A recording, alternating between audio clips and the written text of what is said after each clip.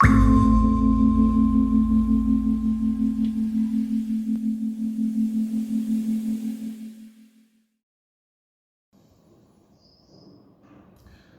के सभी किसान साथियों को विकल्प प्रचार की नमस्कार।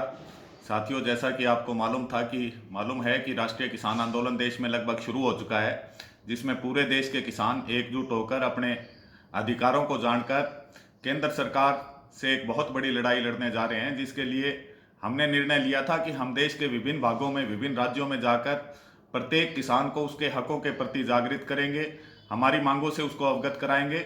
लेकिन कोरोना काल के कारण ये आंदोलन शुरू भी हुआ, हम राजस्थान के कुछ जिलों में भी गए, लेकिन कोरोना काल के कारण अधिकतर जगह परिवहन व्यवस्थाएं जो है वो बिल्कुल बंद है, जिससे कि गांव का किसान जिला स्तरीय मीटिंग में भी नहीं पहुंच पा रहा है।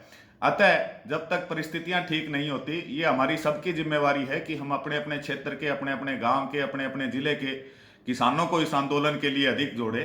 आंदोलन से जुड़ने के लिए या किसी व्यक्ति को जोड़ने के लिए हमें हमारी आंदोलन की मांगों को उसको बताना होगा, उसके बारे में खुद को पूरी जानकारी होनी चाहिए। तो आज इस वीडियो के जरिए मैं आपको राष्ट्रीय किसान आंदोलन की प्रमुख 4 मांगों के बारे में बताऊंगा। हमारी सबसे पहली मांग है फसलों और पशु उत्पादों के लाभकारी मूल्य। जिस प्रकार फसलों की बात करें तो फसलों के लाभकारी मूल्य जब गणना की जाए तो उसके अंदर भूमि का किराया, जो किसान और किसान की पत्नी रोज खेत जाते हैं, उनकी दिहाड़ी उस लागत के अंदर लगाई जाए। इसी प्रकार जो बीज, दवाई या सिंचाई का खर्चा, डीजल का खर्चा आता है, वो खर्चा लगाने के बाद उसके ऊपर सरकार लाभकारी मूल्य किसानों को दे। तो सबसे सर्वप्रथम मांग हमारी है कि जितनी भी हमारी फसलें हैं, अलग अलग जगह अलग अलग फसलें होती है, तो सभी फसलों को, चाहे वो जीरा है, चाहे वो मूंग है, मोठ है, धान है, गन्ना है, रबर है, मसालों की फसलें हैं, सभी फसलों के ऊपर सरकार लाभकारी मूल्य की गणना करके किसान को लाभकारी मूल्य दे। और जितने भी पशु उत्पाद हैं, चाहे वो दूध है, चाहे वो घी है, चाहे वो मछली उत्पादन है, चाहे वो झींगा उत्पादन है या पोल्ट्री फार्मिंग है, उनके लाभकारी मूल्य किसानों को दिलाने का काम सरकार करे। हमारी पहली मांग ये होगी। लेकिन समय के साथ साथ दूसरी मांग पर आप ध्यान दें कि किसान को यदि लाभकारी मूल्य मिल भी जाता है, आज के दिन भारत के किसानों की पास जमीन बहुत कम रह गई है। लगभग एवरेज निकालें तो 1.5 एकड़ जमीन है। तो यदि 1 एकड़ के किसान को यदि सरकार ने 4,000 रुपये गेहूं का मूल्य, लाभकारी मूल्य भी दे दिया, तो भी वो साल में 20,000 से 30,000 रुपये से ज्यादा नहीं कमा सकता। अतः आज के दिन हमारी दूसरी मांग है कि किसान को सुनिश्चित आय दी जाए। किसान सुनिश्चित आय का किस प्रकार जरूरत है किसान को? जिस प्रकार देश के फौजी को तनख्वाह इस बात की मिलती है कि वो देश की सीमाओं पर देश की रक्षा करता है, डॉक्टर को इसलिए तनख्वाह मिलती है क्योंकि वो देश के जो मरीज हैं उनके स्वास्थ्य का ध्यान रखता है, मास्टर को इसलिए शिक्षा मिलती है कि वो देश के बच्चों का भविष्य बनाने का काम करता है।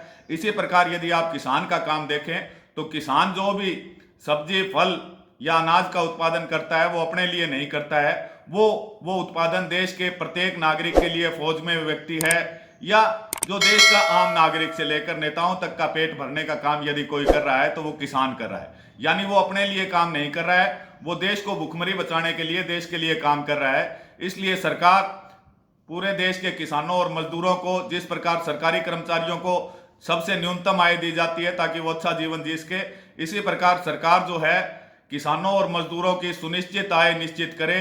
वो सुनिश्चित आय आज के हालात और महंगाई दर के हिसाब से सरकार सुनिश्चित करे।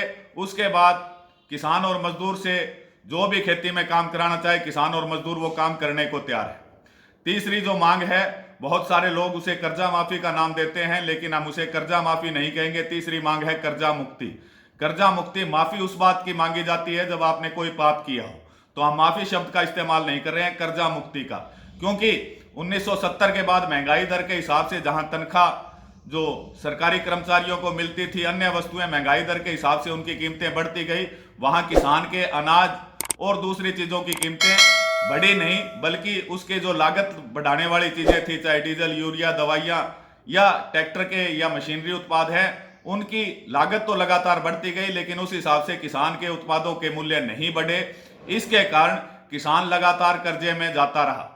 तो इस करके यदि सरकार 1970 के हिसाब से यदि भाव तय करे, आपको जानकर आश्चर्य होगा, 1970 की महंगाई दर के हिसाब से यदि आज गेहूं का मूल्य निर्धारित किया जाए तो गेहूं का मूल्य लगभग 27,000 रुपए प्रति क्विंटल होता है। इसी प्रकार सभी फसलों के साथ है। तो हम बात कर रहे हैं, यदि उसे भी छोड़ दें, कि सरकार यदि 2005 में स्वामीनाथन आयोग की रिपोर्ट आती है उसे भी लागू कर देती, जो हमें स्वामीनाथन रिपोर्ट के हिसाब से भाव मिलने चाहिए थे और जो पिछले 15 सालों में भाव मिले, यदि उन दोनों का अंतर निकाल लें तो हम सरकार की तरफ 45 लाख करोड़ रुपया मांगते हैं, जबकि पूरे देश के किसानों के ऊपर लगभग 12 लाख करोड़ रुपए का कर्जा है, जिसमें से भी 3.5 लाख से 4 लाख करोड़ तक का कर्जा है वो बड़ी कंपनियों का कर्जा है, जिन्होंने किसानों के नाम पर उर्वरक कंपनियां, ट्रैक्टर कंपनियां या खाद कंपनियां बना रखी है। हम उस कर्जे की बात नहीं करते।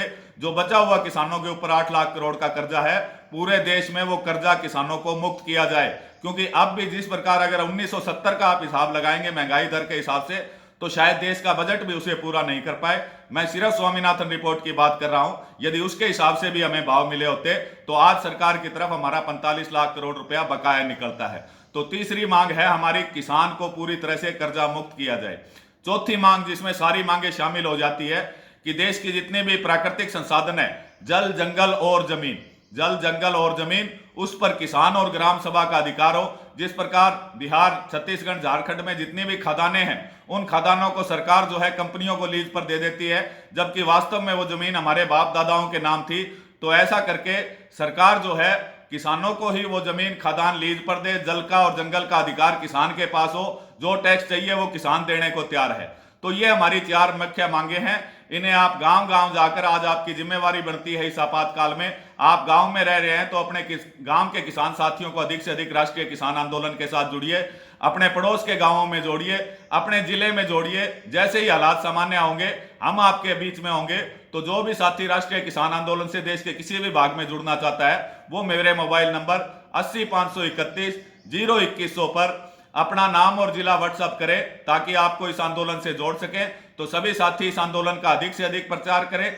ये जो चैनल है, ये चैनल सिर्फ किसानों का चैनल है, तो इसके लिए आपसे उम्मीद करता हूं कि आप इस चैनल को अधिक से अधिक सब्सक्राइब करें और इस वीडियो को अधिक से अधिक शेयर करें। धन्यवाद।